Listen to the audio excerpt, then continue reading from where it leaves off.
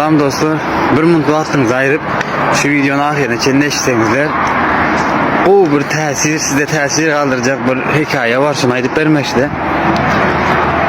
Ve Möcek gülen eşek tartışıyor diye de Tokoy'un otun renki Möcek diye yaşıl diye, eşek diye sarı diye. Ay bunları tartışıyor hiç orta yol top bilmiyorlar. Şu Möcek yaşıl, eşeğin boza sağır deyip durdum. O zaman de gel biz ortamıza bir hakem belirleyelim diye. O karar versin diye. Kim belirler Tokoy'un şiiri yol varsa belirlerdi. İkisi yol varsın yanına gidiyorlar. Yol varsa diyorlar. Tokoy'un otunun rengi yaşıl mı ya sarı diye. Möcek diye men yaşıl diye otun, eşek sarı diye otun. Haysin bu doğru diye de. Yol varsaydı eşek doğru ediptir diye.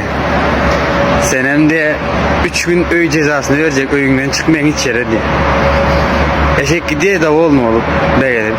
O zaman Möcek sonra yol varsa senin görüyorsun ha eşek yanlış otun rengi yaşıl sarı değil diye de. Senin görüp durma ne için o hak verip beni 3 gün öy cezasına verdin diyende yol varsaydı.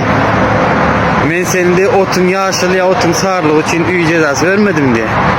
Sen eşek bilen tartışarak pes derece özüm düşürüldüğün için sana ceza verdim diye.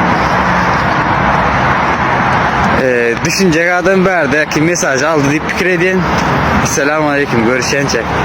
Komentarlarda öz fikrinizi ve düşüncelerinizi kaldırın. Videolar eğer peydalı olayan olsa İnşallah devam eder. Selamun Aleyküm, görüşence.